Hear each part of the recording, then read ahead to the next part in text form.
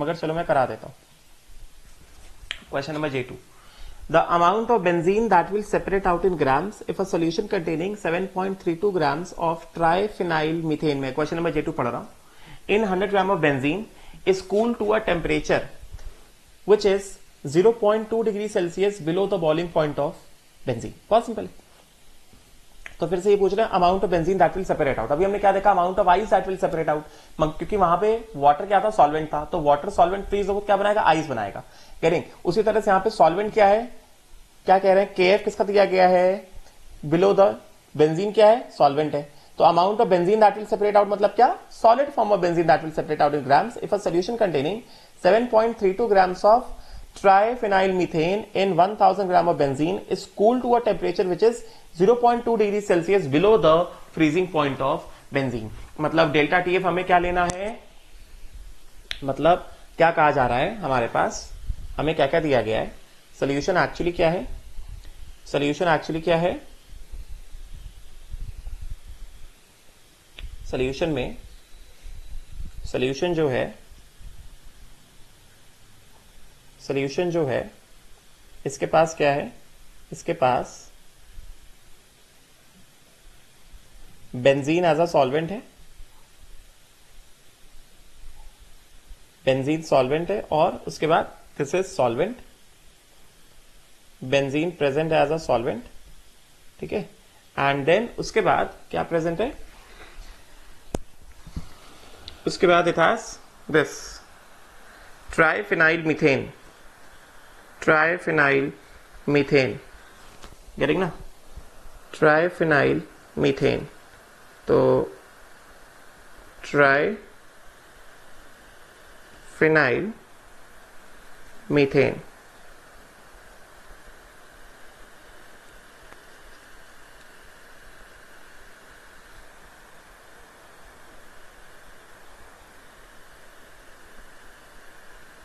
ये क्या है, ये सल्यूट है, समझे क्या।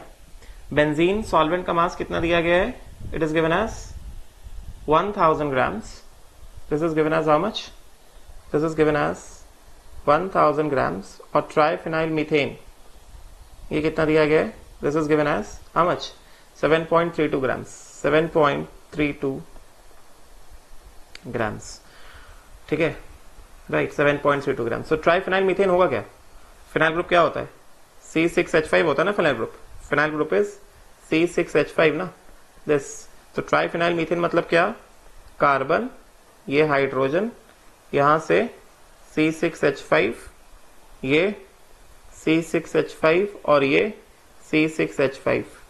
बेंजीन क्या होता है, C6H6 होता है, मोलर मास कितना होता है 78, तो C6H5 का मोलर मास क्या हो जाएगा 77, है कि नहीं। बेंजीन का क्या, बेंजीन कितना होता है, C6H6 होता है ना, मोलर मास कितना होता है 78 होता है ना, तो इसमें एक हाइड्रोजन हट गया तो कितना हो गया 77 हो गया। तो जो ट्राइफिनाइल मीथेन है इसका मोलर मास हम निकाल सकते हैं ना, इसका मोलर मास कितना हो जाएगा 77 77 77 77 इंटू 3 प्लस कार्बन एक कितना 12 प्लस एक हाइड्रोजन कितना 1, ठीक है। सो कितना हो गया ये, this will come out to be कितना, this will come out to be 77 into 3 plus carbon 12 plus एक हाइड्रोजन 1, तो मोलर मास कितना हो गया इसका, मोलर मास हो गया, मोलर मास ऑफ सल्यूट हो गया कितना 244 ग्राम्स, ये हो गया 244 ग्राम्स, ठीक है। मोल्स ऑफ सल्यूट कितना हो गया, मोल्स ऑफ भी कितना हो गया, मास कितना दिया गया 7.32, मोलर मास कितना आ गया 244, ठीक है। तो कितना आ गया ये, this will become 7.32 divided by कितना 244, ये हो गया, मोल्स कितने हो गए, मोल्स हो गए 0.03 मोल्स हो गए, ठीक है। अब देखो, अब यहां पे हो क्या रहा है, तो हमने मोल्स निकाल लिए, इसके मोल्स हमने कितने निकाल लिए, मोल्स हमने निकाल लिए सल्यूट के कितने 0.03। अब यहां पे क्या हो रहा है, वैसे ही क्वेश्चन है, how much amount of benzene will separate out, मतलब how much amount of benzene will separate out in the form of solid benzene, ठीक है, व्हेन द टेम्परेचर फॉल्स कितना, when the temperature falls कितना, when the temperature falls how much 0.2 degree Celsius below the freezing point of benzene, मतलब delta TF कितना हो गया 0.2 हो गया ना, मीन्स हमारे पास यहां पे कैसे दिया गया है, सोल्यूशन है, सोल्यूशन में क्या है, C6H6 लिक्विड है एंड C6H6 लिक्विड है, ये कितना है हमारे पास 1000 ग्राम्स है, ठीक है। when the temperature falls below 0.2 degree, when the temperature falls by 0.2 degree Celsius below the freezing point of benzene, मतलब freezing temperature solution कितना हो गया, मतलब डेल्टा टीएफ कितना हो गया, मीन्स ये है फ्रीजिंग टेम्परेचर ऑफ बेंजीन ना, फ्रीजिंग टेम्परेचर ऑफ बेंजीन हो गया ना, and freezing point of solution कुछ तो है, नहीं दिया गया है, मगर ये डिफरेंस कितना दिया गया है, ये डिफरेंस कितना दिया गया 0.2 ना, और ये डिफरेंस कितना होता है, डेल्टा टीएफ होता है ना। तो डेल्टा टीएफ एक तरह से हमें क्या दिया गया, 0.2 दिया गया ना भाई। जब सोल्यूशन को बेंजीन कब सेपरेट आउट होगा, बेंजीन कब फ्रीज होगा, जब सोल्यूशन को फ्रीज किया जाएगा ना, तो this solution is actually subjected to freezing by making the temperature, by bringing the temperature below the freezing temperature of benzene by how much amount, 0.2 degree Celsius. तो delta TF कितना हो गया, delta TF हो गया कितना, delta TF comes out to be 0.2 degree Celsius, correct ना। तो ये सोल्यूशन एक्चुअली क्या हो रहा है, फ्रीज हो रहा है। तो जब सोल्यूशन एक्चुअली फ्रीज होगा तो इसका मतलब क्या, पहले तो कितना था, पहले तो 1000, पहले तो इसमें this was how much, solution जो है,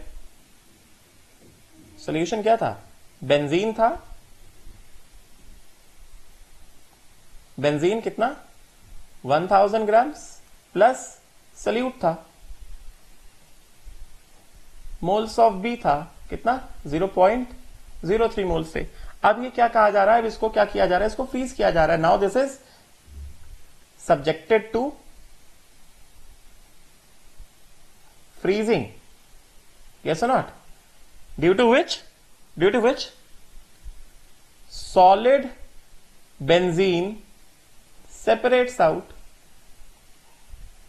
due to which solid benzene separates out, मतलब बेंजीन लिक्विड क्या हो जाएगा, फ्रीज हो जाएगा, गेटिंग ना, राइट। तभी तो बेंजीन फ्रीज होगा ना, तभी तो क्वेश्चन कह रहा है कि how much amount of benzene will separate out, ये कब होगा, when the solution is subjected to freezing, तभी तो सॉलिड बेंजीन सेपरेट आउट होगा, गेटिंग। एंड as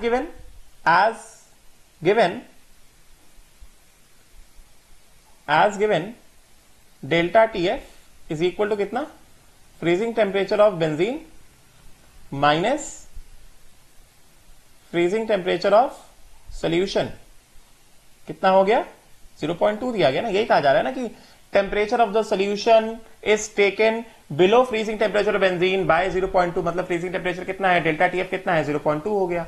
इसका मतलब क्या हो गया, इसका मतलब ये हो गया कि सोल्यूशन जो है इसके पास क्या था, बेंजीन था कितना 1000 grams, right, and this 1000 gram benzene plus moles of B कितना 0.03, ठीक है। Now this is subjected to what, freezing, right. तो when it is subjected to freezing,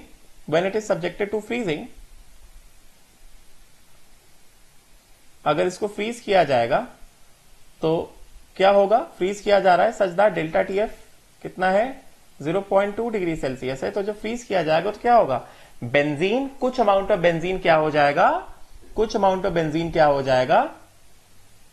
frozen हो जाएगा ना, मतलब C6H6 बेंजीन जो सॉलिड बन गया, फ्रोजन हो गया, वो कितना हो गया y ग्राम्स हो गया, और बचा हुआ बेंजीन C6H6 जो लिक्विड स्टेट में भी बचा हुआ है वो कितना हो जाएगा 1000 माइनस y ग्राम हो जाएगा। ऐसे समझाया था ना, राइट।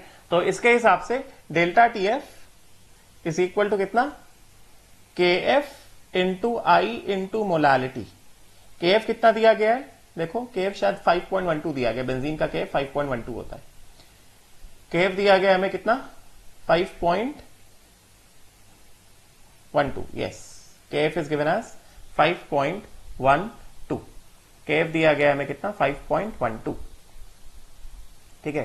तो KF दिया गया 5.12। सल्यूट क्या है, ट्राइफिनाइल बेंजीन है, नॉन पोलर है, मतलब नॉन आयनाइजेबल है, नॉन आयनिक है, तो 1 हो गया। मोलालिटी कितना हो गया, moles of B upon mass of A in liquid phase at this point into 1000। ठीक है, तो ये कितना है 0.2 है ना, विच इज इक्वल टू कितना 5.12 इंटू 1। मोल्स ऑफ बी कितना है 0.03।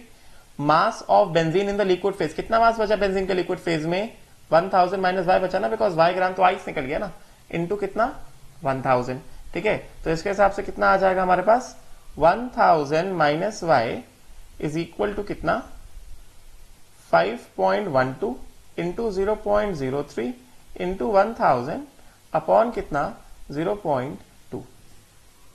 ठीक है, तो ये कितना हो जाएगा, this will come out to be how much, this will come out to be 5.12 into कितना 0.03 इंटू 1000 डिवाइडेड बाय 0.2, कितना आया 768 आ रहा है। This comes out to be कितना 1000 minus Y is equal to कितना 768, तो वाई कितना आ गया 1000 माइनस 768, 1000 माइनस 768 कितना आ गया 232 ग्राम्स आ गया, तो वाई कितना हो गया 232 grams। Getting ना, means this much amount of solid benzene separates out। I hope so clear हो गया होगा अब तक, separates out, ये इतना amount of solid benzene क्या हो जाएगा separate out हो जाएगा, समझे क्या, राइट। तो बहुत सिंपल सा है, सीधे सीधे पूछा जा रहा है कि इस टेम्परेचर में कितना सेपरेट आउट हो जाएगा, तो सीधे सीधे delta TF is equal to कितना, उस टेम्परेचर का delta TF is equal to K F into I into molality. Molality का मोल्स ऑफ बी जो चेंज नहीं होता बिकॉज सल्यूट तो फ्रीज होता नहीं है, मास ऑफ सॉल्वेंट जो बच गया लिक्विड फेज में, मतलब दिया कितना गया था 1000 दिया गया था, इसमें से वाई अमाउंट सेपरेट हो गया, तो बचा हुआ लिक्विड फेज में कितना है 1000 माइनस वाई ना, तो मास of solvent which is left in the liquid phase, not the initial mass, mass of solvent which is left in the liquid phase into कितना 1000। ये क्या पड़ेगा, ये पड़ेगा 1000 माइनस वाई, और ये क्या है 0.2 है, आ जाएगा। वाई क्या है, amount of solid benzene which has separated out, जो कि कितना आ रहा है हमने निकाला, कितना आ रहा है ये, this comes out to be, यहां पे सॉल्व किया ना हमने, हाँ यहां पे सॉल्व किया, this comes out to be कितना 232 ग्राम्स ऑफ सॉलिड बेंजीन जो है वो सेपरेट आउट हो जाएगा। ठीक है, राइट। नाउ नेक्स्ट क्वेश्चन जो है यहां पे, अगला क्वेश्चन देखते हैं।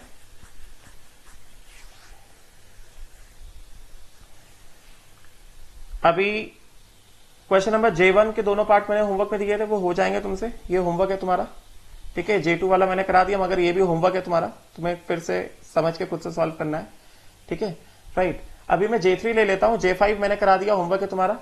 J4 वाला क्वेश्चन जो है, calculate the freezing point of the solution of non volatile solute in the unknown solvent of molar mass 30 gram, having mole fraction solvent कितना 0.8, giving latent heat of this and this. ठीक है, तो ये J3 J4 ये दो question आज के lecture मैंने पहले कहा, मैं दो पार्ट में करने वाला हूं आज के लेक्चर, क्वेश्चंस मुझे सारे खत्म करने हैं। तो J3 J4 ये दो क्वेश्चन मैं अभी फटाफट करा देता हूं। ठीक है, तो ये क्या कहा जा रहा है, द बॉइलिंग पॉइंट, अगला वाला क्वेश्चन कह रहा है the boiling point of a solution of 5 gram sulphur in, यहां पे क्या कहा जा रहा है J3 वाला क्वेश्चन, क्वेश्चन नंबर J3। ठीक है, तो क्वेश्चन नंबर J3 क्या कह रहा है, क्वेश्चन J3 कहता है, wait,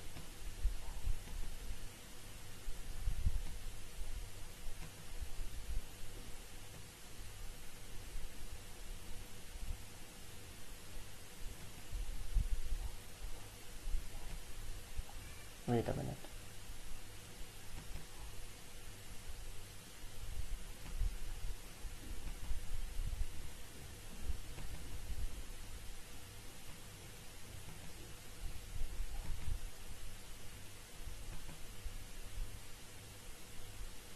yes, the question says the boiling point of a solution of 5 gram sulfur in 100 grams of carbon disulfide, carbon disulfide क्या होता है CH2 होता है, तो solution of 5 gram of sulfur, sulphur क्या है 5 gram of sulphur in 100 grams of carbon disulphide, तो carbon disulphide क्या हो गया ये हो गया सॉल्वेंट। चलो अच्छा बाद में बताता हूँ सॉल्वेंट, अभी देखो कैसे पता चला सॉल्वेंट क्या है। तो ये कह रहा है कि 5 gram of sulphur and 100 grams of carbon disulphide is कितना, बॉइलिंग पॉइंट इज कितना 0.474 and that of pure solvent above that of pure solvent, मतलब ये डेल्टा टीबी है। सोल्यूशन का boiling point is 0.474 degree Celsius above that of pure solvent, मतलब ये क्या हो गया, ये डेल्टा टीबी हो गया ना, दिस बिकम्स डेल्टा टीबी ना, yes not, this becomes what, this becomes delta TB ना, डेल्टा टीबी हो गया 0.474, right. Correct. Determine the molecular formula of sulphur in this solvent, मतलब सल्फर इन द सॉल्वेंट, मतलब solvent क्या हो गया, carbon disulphide हो गया ना। तो सॉल्वेंट एक तरह से हो गया हमारे पास क्या, सॉल्वेंट एक तरह से क्या हो गया, सॉल्वेंट हो गया एक तरह से कार्बन डाइसल्फाइड, गए। तो सॉल्वेंट हम लोग ए से लेते हैं, क्या हो गया, कार्बन डाइसल्फाइड, ठीक है, कितना 100 ग्राम्स, ठीक है। एंड सल्यूट हम लोग लेते हैं बी। हमसे क्या पूछ रहे हैं, क्या पूछा जा रहा है, हमसे पूछा जा रहा है कि find the molecular formula of sulphur. तो सल्फर का मॉलिक्यूलर फॉर्मूला क्या ले लें, SN ले लेते ना, स्मॉल S8 ले लेते, SX ले लेते, SX करेंगे ना। ये कितना है 5 ग्राम से, दिस इज व्हाट सल्यूट, ठीक है, राइट। और डेल्टा टीबी कितना दिया गया, डेल्टा टीबी कितना दिया गया, the boiling point of the solution of 5 gram of sulphur and 100 gram of carbon disulphide is 0.474 above that of pure solvent, मतलब प्योर सॉल्वेंट से 0.474 टेम्परेचर ऊपर बॉइल करता है, करेंगे ना। तो डेल्टा टीबी एक तरह से क्या हो गया 0.474 हो गया ना, अब तो समझ आने लगा होगा ना, करेंगे ना, राइट। उसके बाद क्या दिया गया, उसके बाद हमें दिया गया boiling point of pure carbon disulphide is 47 degree Celsius and heat of vaporisation is 84 calories per gram, मतलब बॉइलिंग पॉइंट ऑफ सॉल्वेंट क्या, कार्बन डाइसल्फाइड, मतलब क्या CS2, कितना कितना दिया गया है 47 डिग्री सेल्सियस, 47 डिग्री सेल्सियस, मतलब क्या 273 प्लस 47 10 1 कैरी 12 1 कैरी 320 केल्विन, ठीक है। एंड उसके बाद क्या, heat of vaporisation is 84 calories per gram. मैंने ऑलरेडी बताया था हीट ऑफ वेपराइजेशन और एलवी का मतलब एक ही होता है, यहां पे कैलोरीज पर ग्राम में दिया गया, सीधे से लिख दे क्या, LV is equal to 84 calories per gram. तो हमको क्या चाहिए, हमको निकालना है मॉलिक्यूलर फॉर्मूला ऑफ सल्फर निकालना, मतलब हमें एक्स का वैल्यू निकालना है, डेल्टा टी भी दिया गया है, ठीक है।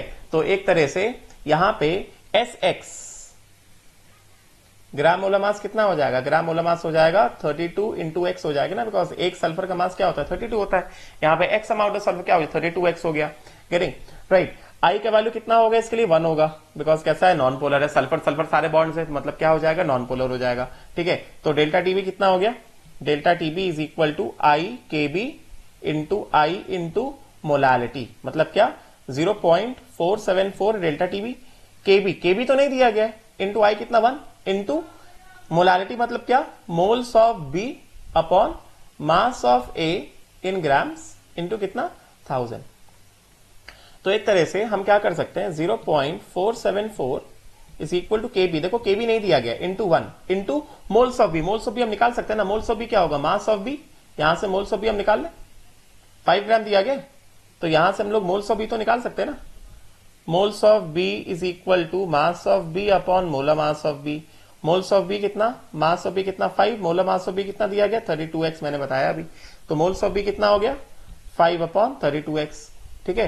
एंड मास ऑफ ए कितना दिया गया 100 ग्राम्स, राइट। तो कितना हो गया ये मोल्स ऑफ बी कितना आ गया 5 upon 32x, moles of B हो गया अपॉन कितना 100 ग्राम्स इंटू कितना 1000, तो 1 टाइम्स 10 टाइम्स, ठीक है। तो यहां से x के वैल्यू तुरंत आ जाए अगर हमको बस क्या पता चल जाए kb के वैल्यू पता चल जाए, मतलब एक तरह से यहां से 0.474 is equal to kb into 5 upon 32x into कितना 10, यस नॉट, राइट। तो एक तरह से x इज इक्वल टू कितना 50 kb, x is equal to कितना हो गया एक तरह से ये हो गया 50 kb अपॉन कितना 32 इंटू 0.474, करेक्ट। तो x का वैल्यू तब तक नहीं आएगा जब तक हमको kb नहीं आएगा, तो हमें क्या करना पड़ेगा, kb निकालना पड़ेगा। ठीक है, तो kb हम निकालना जानते हैं, kb निकाल लेते हैं। kb क्या होता है, सॉल्वेंट का प्रॉपर्टी होता है ना, kb is a property of the solvent ना। तो kb इज इक्वल टू कितना, R TB square upon 1000 into LV. LV हमें सीधे सीधे दिया गया है कितना, 84 कैलोरी पर ग्राम, और बॉइलिंग पॉइंट ऑफ सॉल्वेंट कितना दिया गया, 320 केल्विन। ठीक है, तो यहां से सीधे सीधे वैल्यू डाल देते हम लोग यहां पे, ये यहां से kb कितना आ गया, आर कितना 2 लेंगे इंटू 320 इंटू 320 अपॉन कितना 1000 इंटू कितना 84। एलबी मैंने बताया था कैलोरी पर ग्राम में होना चाहिए। ठीक है, तो इसको सॉल्व कर लेते हैं, कितना आ जाएगा ये, this will come out to be 2 into 320 into 320 divided by 1000 and divided by कितना 84। तो ये आ गया 2.438, समझे क्या। तो this comes out to be how much, this thing comes out to be kb, let me just check it once. ये हो गया 320 into 320 into 2 divided by 1000 and divided by कितना 84। यस, 2.438, मतलब एक तरह से 2.438 आ रहा है, तो 2.44 कर देता हूं इसको, तो ये kb हो गया। ठीक है ना, केल्विन kg पर मोल। ये kb हो गया किसका, सॉल्वेंट का, CS2 का। CS2 is carbon disulphide, solvent is CS2। ठीक है, तो kb निकाल लिया हमने 2.44। अभी यहां पे आएंगे, kb का वैल्यू डाल देते हैं, x इज इक्वल टू कितना 50 इंटू 2.44 अपॉन कितना 32 इंटू 0.474। ठीक है, तो ये कितना हो जाएगा, कितना हो गया ये, this becomes 50 into 2.44 divided by 0.474 and divided by कितना 32। ये कितना आ गया 8.0, x comes out to be 8.0, मतलब मॉलिक्यूलर फॉर्मूला ऑफ सल्फर कितना हो गया, x comes out to be 8.0। तो Sx, therefore Sx is equal to कितना S8, molecular formula of sulphur आ गया हमारे पास कितना S8 आ गया। ठीक है, तो ये वाला क्वेश्चन भी हो गया, राइट। तो J3 इज ऑल्सो डन। तो I have discuss with you J5, J2, J3। अभी मैं J4 भी तुम्हारे सामने डिस्कस कर देता हूँ, फिर तुम्हें खुद से क्या करना होगा, बस एक क्वेश्चन करना होगा J1। J1 के कितने 2 पार्ट्स हैं, ठीक है, ये खुद से करना, इसमें कुछ भी ऐसा चैलेंजिंग पार्ट नहीं है, right. Now question number J4 वाला क्वेश्चन देखो जरा, क्या कहा जा रहा है, क्या निकालना है हमें, calculate the freezing point of a solution of non volatile solute in unknown solvent of molar mass 30 gram per mole. Freezing point of solution we have to find out the freezing point of solution of a non volatile solute, ठीक है, मतलब solid solute है, in an unknown solvent of molar mass 30 gram per मोल। ठीक है, having mole fraction of solvent is equal to कितना 0.8, given that latent heat of fusion of solid solvent is 2.7 kilo calories per mole, मतलब क्या दिया गया, delta H fusion दिया गया 2.7 kilo calorie पर मोल। ये क्या दिया गया है, मोलर मास ऑफ सॉल्वेंट दिया गया है 30 ग्राम पर मोल दिया गया है। फ्रीजिंग पॉइंट ऑफ सॉल्वेंट कितना दिया गया 27 डिग्री सेल्सियस एंड आर का वैल्यू कितना दिया गया 2 कैलोरीज पर मोल। हमें क्या चाहिए, हमें freezing point of the solution निकालना है। ठीक है, we have to find out what, we have to find out freezing point of the solution and mole. अच्छा क्वेश्चन, ठीक है, राइट। चलो देखो,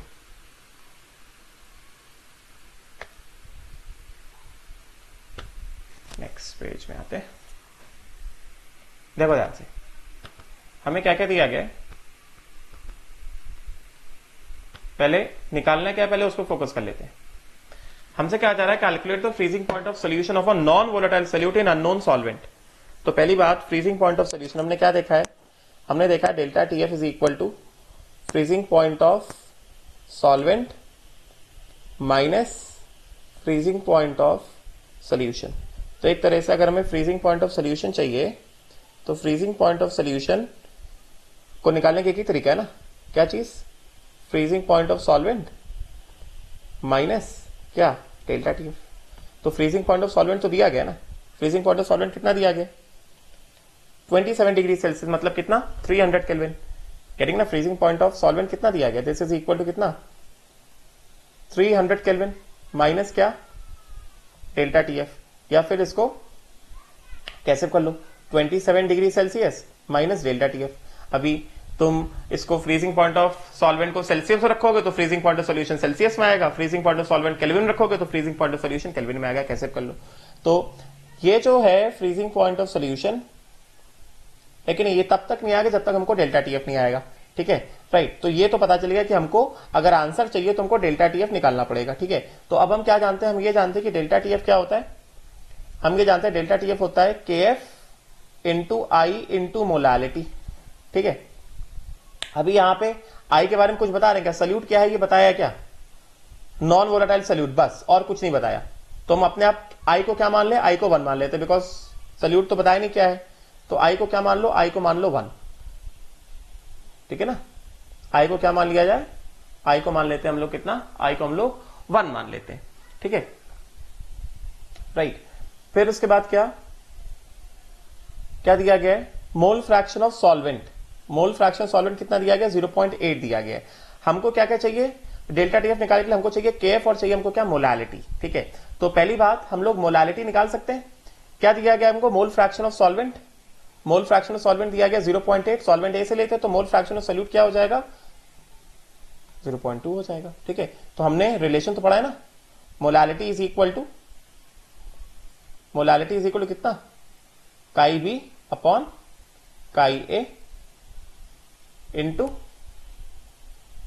कितना, यही पढ़ा है ना हमने, काई बी अपॉन काई ए इंटू कितना, कितना आएगा इसमें, काई बी अपॉन काई ए इंटू कितना, 1000 upon molar mass of A. Molarity क्या होता है, मोल्स पर केजी होता है ना, गेटिंग ना, molality is equal two moles per KG ना, तो यही आएगा।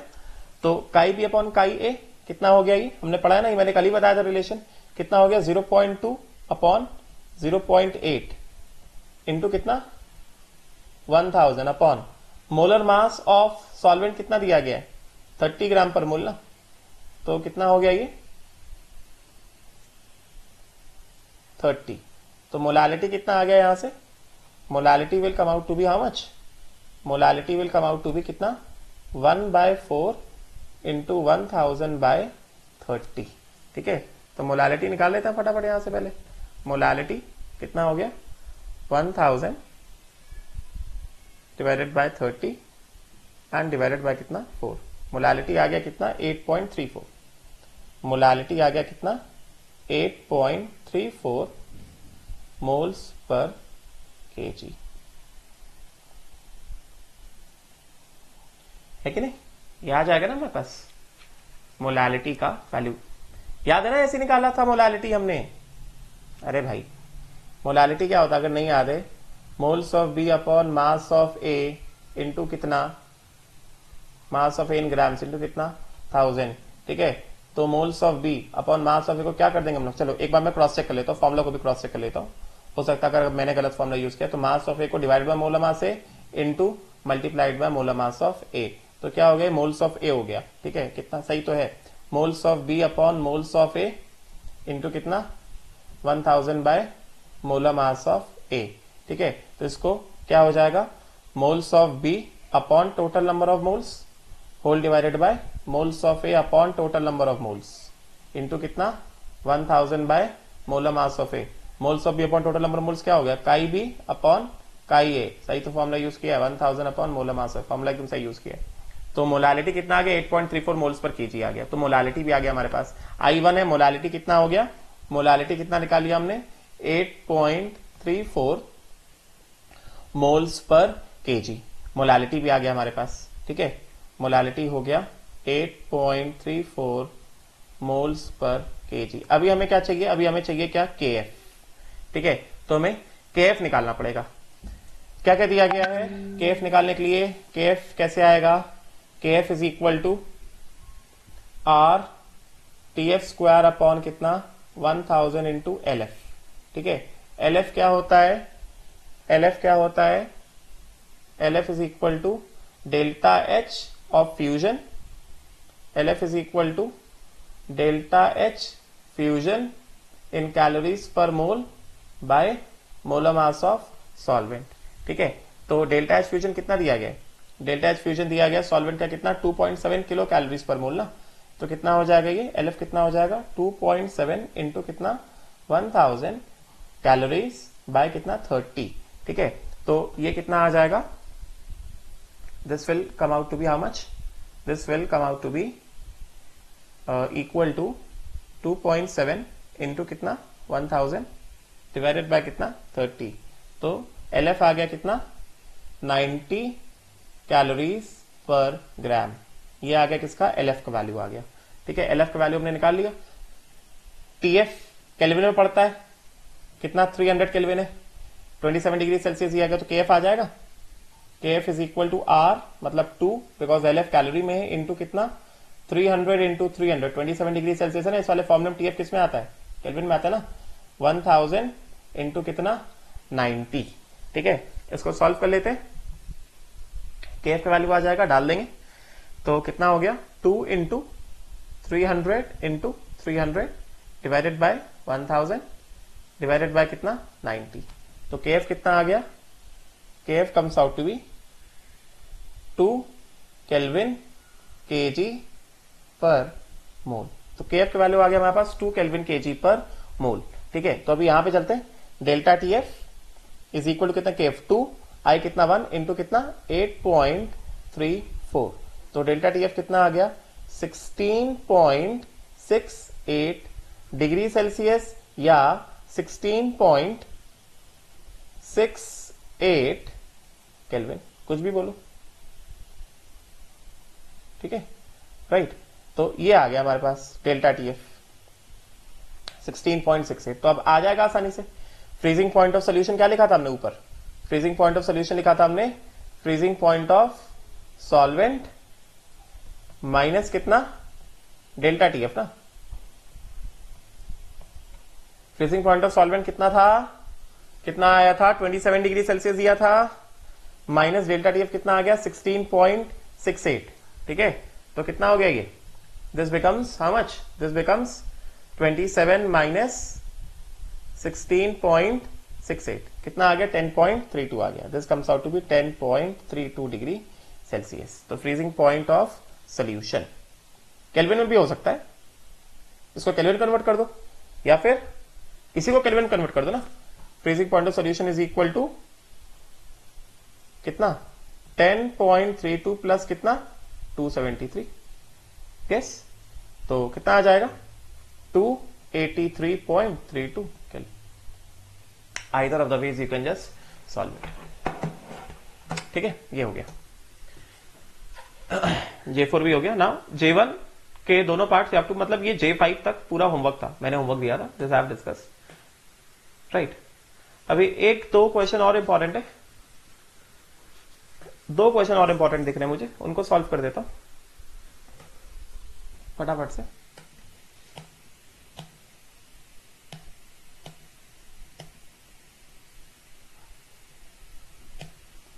यहां पे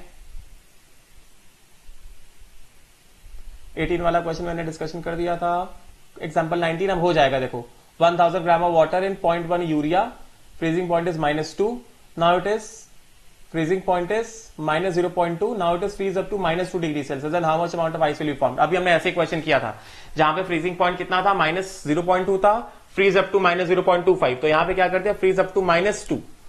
तो वैसे ही जैसा अभी मैंने शायद क्वेश्चन नंबर J4 था सब्जेक्ट ऑब्जेक्टिव का पेज नंबर 29 में, उसी तरह है। ठीक है, तो इसका मैं डिस्कशन नहीं कर रहा हूं, इसके तरह का क्वेश्चन मैंने एक सैंपल क्वेश्चन सॉल्व कर दिया है, तो ये हो जाना चाहिए तुमसे। ठीक है, this is same as question जो हमने अभी J4 वाला क्वेश्चन ऑन पेज नंबर 29, शायद वही वाला क्वेश्चन था, same as J4 on page 29, उसके जैसे ही क्वेश्चन है। ठीक है, अगर तुमको ना सॉल्व हो तो देख लेना। अभी बस दो क्वेश्चन मैं और सॉल्व करूंगा, ये अच्छा क्वेश्चन है,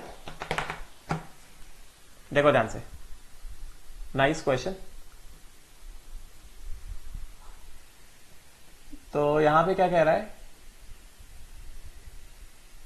हाँ, एग्जाम्पल नंबर 21 देखो, एग्जाम्पल नंबर 21 देखो।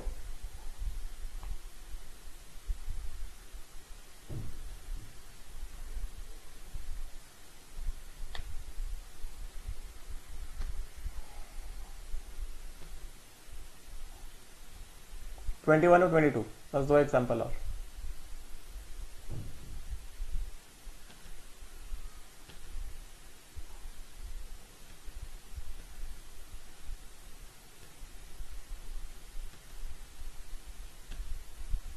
नाउ क्या कह रहा है, 0.001 molar solution of the complex. अब यहाँ पे कॉम्प्लेक्स को एकदम नॉर्मल फॉर्म में लिखा है, कॉम्प्लेक्स फॉर्म में नहीं लिखा है, PTNH3 होल 4 Cl4, ठीक है, वही कोऑर्डिनेशन वाला क्वेश्चन।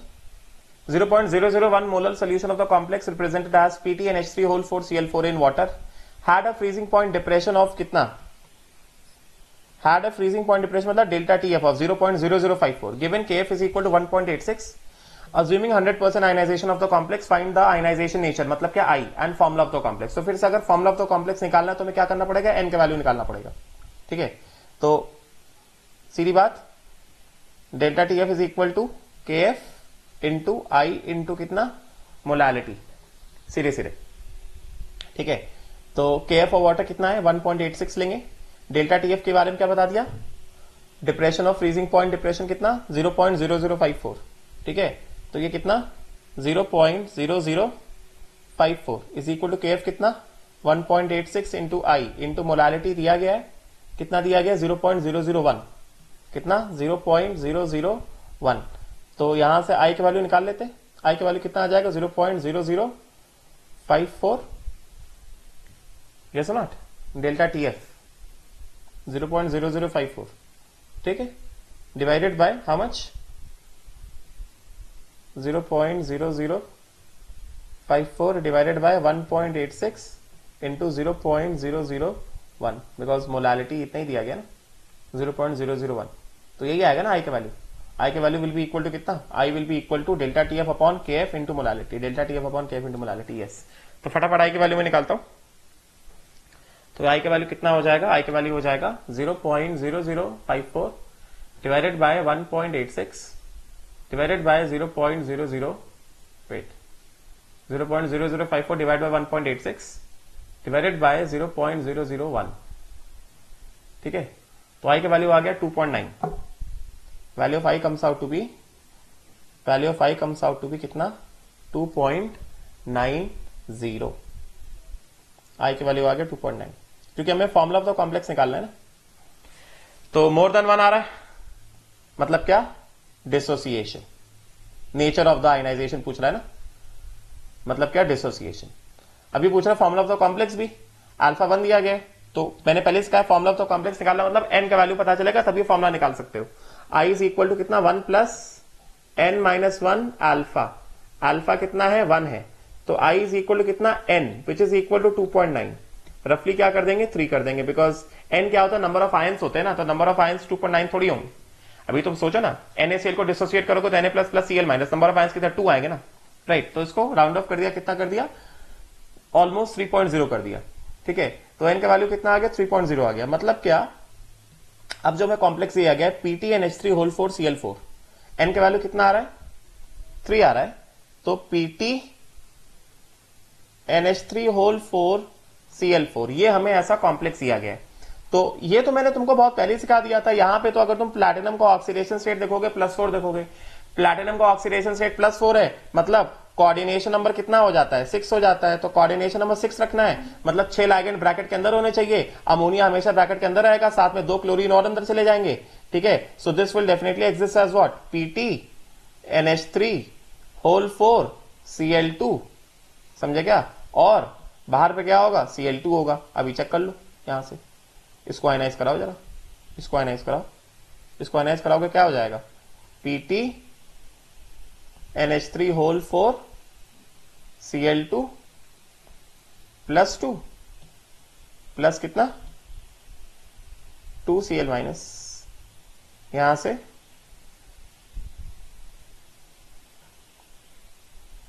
n का वैल्यू कितना आ गया 3 आ गया,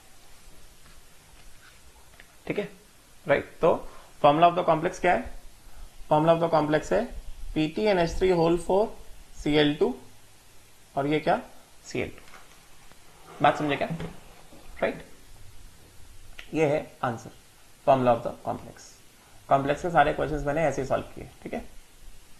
राइट, नाउ अब देखो अगला क्वेश्चन, लास्ट क्वेश्चन आज की क्लास का। ये क्वेश्चन अच्छा है, क्वेश्चन नंबर 22।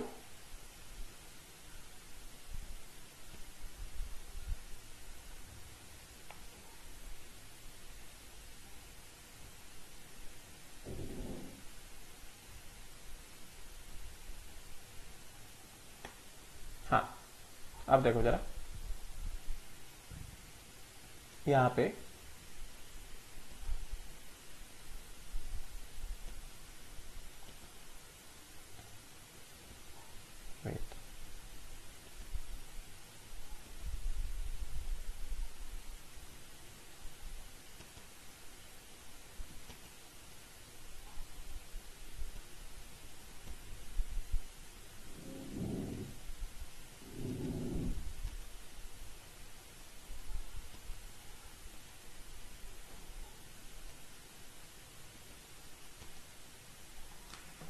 यस, अब देखो जरा क्या कहा जा रहा है। Depression of freezing point of 0.01 molar aqueous solution of acetic acid. तो aqueous solution of acetic acid मतलब क्या? Acetic acid in water. तो वाटर में तो एसिटिक एसिड क्या होता है? डिसोसिएट होता है ना, बेंजीन में एसोसिएट होता है। यहां पे क्या है? Aqueous solution of acetic acid है, ठीक है।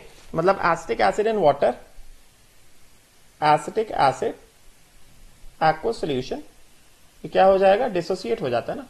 क्या दे देगा?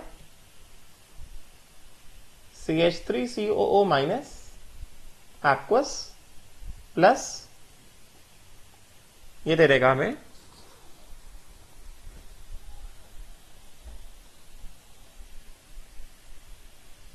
CH3COO माइनस एक्वस प्लस कितना?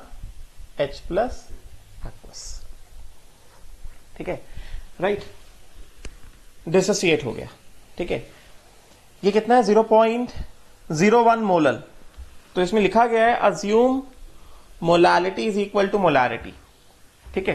राइट, तो इसका कंसंट्रेशन इज इक्वल टू कितना? मोलर, मोलालिटी दिया है तो कंसंट्रेशन हम मोलारिटी में भी उतना ही मान लेंगे। कितना? 0.01 मोलर, इतना मान लेंगे, ठीक है। फिर जब ये डिसोसिएट हुआ, अल्फा नहीं दिया गया ना, तो क्या करेंगे? माइनस सी अल्फा, तो सी इंटू 1 माइनस अल्फा, ठीक है। ये कितना हो जाएगा? ये हो जाएगा कितना? सी अल्फा, ये हो जाएगा कितना? सी अल्फा, ठीक है। अब हमसे कहा जा रहा है कि find the pH of CH3COH solution. तो ये तुम्हारे लिए नया टर्म है मगर मैं बता देता हूं। पीएच इज इक्वल टू, ये हम लोग पढ़ेंगे आयनिक में नेक्स्ट टॉपिक में, minus log to the base 10 H plus ion concentration. pH is equal to minus log to the base 10 H plus ion concentration। ये है pH का फॉर्मूला, समझे क्या?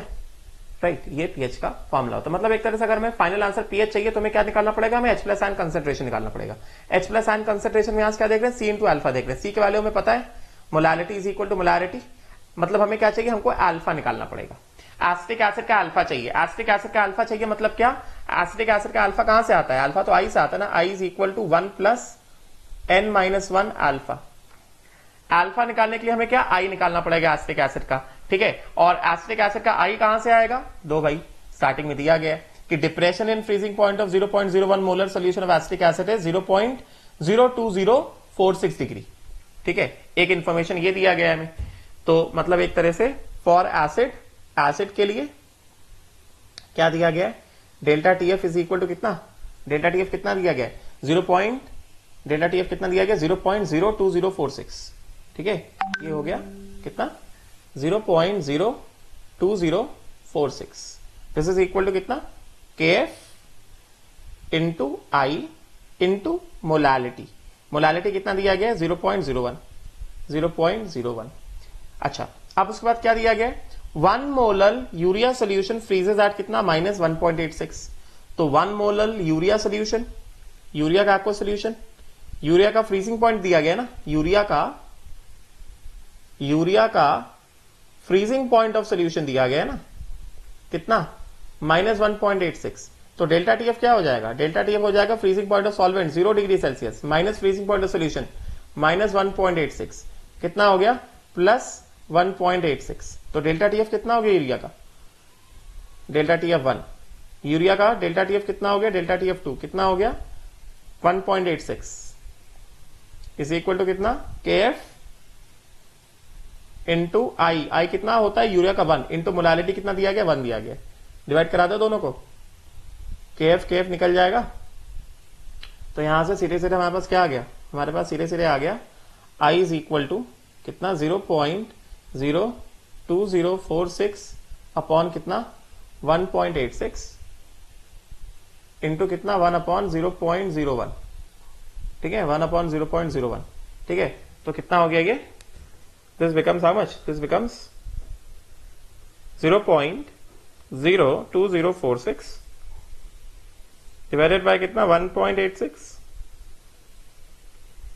राइट, एंड डिवाइडेड बाय 0.01, तो ये आ गया 1.1। चेक कर सकते हो, आई का वैल्यू आ जाएगा कितना, आई का वैल्यू आ जाएगा 1.1। तो एसिटिक एसिड के आई का वैल्यू कितना आ गया, एसिटिक एसिड के आई का वैल्यू आ गया 1.1। तो आई का वैल्यू आ गया 1.1 is equal to 1 plus n, n कितना है, यहां से देखो 1 मोल ऑफ एसिटिक एसिड कितना दे रहा है, एन का वैल्यू कितना आ जाएगा, 2 आ जाएगा ना। तो एन का वैल्यू आ गया कितना, 2 माइनस 1 इंटू कितना अल्फा। तो 1.1 minus 1 is equal to alpha, which implies alpha is equal to 0.1। Alpha 0.1 आ गया। तो एक तरह से यहां से हमें पीएच निकालना है ना, पीएच कैसे आ जाएगा, H प्लस आयन कंसेंट्रेशन कितना हो गया, H प्लस आयन कंसेंट्रेशन हम लोग यहां पे बात करें, H प्लस आयन कंसेंट्रेशन कितना, C अल्फा होता है ना, ठीक है। तो H प्लस आयन कंसेंट्रेशन कितना, C अल्फा, C का वैल्यू हमने कितना निकाला था, 0.01 था ना। तो 0 पॉइंट्स इज इक्वल टू कितना, C अल्फा हो गया ना। H plus ion concentration is equal to कितना, C alpha, which is equal to how much, 0.01 into alpha कितना, अल्फा हो गया 0.1, मतलब कितना हो गया ये 10 की पावर -3। ये हो गया H plus ion concentration, H plus ion concentration आ गया इतना। तो पीएच कितना हो गया, minus log to the base 10 H plus ion concentration, मतलब कितना minus log to the base 10 की पावर -3, -3 पावर में नीचे आ जाएगा, is equal to -3 log to the base 10 log to the base 10 कितना हो जाता है, 1 हो जाता है। तो पीएच एक तरह से कितना आ गया, पीएच आ गया कितना, 3, ठीक है, right. So this is the case, pH comes out to be how much, pH comes out to be 3, ठीक है, देख सकते हो, pH comes out to be 3, right. So मैंने जितना भी काम दिया था प्रैक्टिस सेट 1 के सारे क्वेश्चंस का डिस्कशन कर दिया है।